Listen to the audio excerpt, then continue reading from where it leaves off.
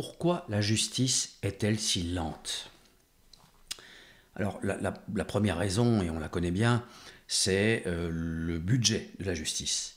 Par rapport aux autres pays de l'Union européenne, nous ne sommes pas très bien placés. Et c'est vrai qu'il y a un manque de greffiers, de magistrats. Malheureusement, c'est vrai que certaines procédures peuvent être très longues et la France a même déjà été condamnée par la Cour européenne des droits de l'homme pour la lenteur des procédures judiciaires. Évidemment, les premiers concernés sont ceux qui sont détenus à titre provisoire en attendant d'être jugés. Il est vrai que la justice fonctionne plutôt lentement, même s'il existe des procédures spéciales comme le référé qui permettent d'aller plus vite. Et en matière pénale aussi, il y a la citation directe devant le tribunal correctionnel qui est utilisée par le procureur de la République, mais qui peut aussi être utilisée par la victime, qui permet d'aller beaucoup plus vite. Mais globalement, la procédure est lente, c'est vrai. Mais une des raisons, c'est pas seulement le budget, c'est aussi déjà la lourdeur de la procédure et aussi les voies de recours.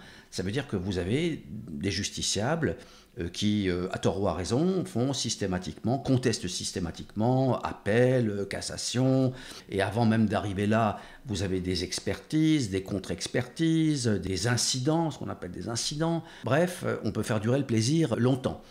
Et pour éviter un petit peu ça, en général, les décisions de justice, pas toutes, mais globalement, sont frappées de ce qu'on appelle l'exécution provisoire. Ça veut dire que le fait de faire appel ne va pas empêcher l'exécution de la décision. Mais attention à une chose, si jamais la cour d'appel inverse la vapeur, si par exemple on a touché de l'argent et que finalement la cour d'appel dit qu'on ne devait pas le toucher, il faudra le rendre.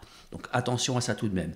Mais oui, la multiplicité des voies de recours explique en partie la lenteur de la justice. Les questions budgétaires, c'est bien évident.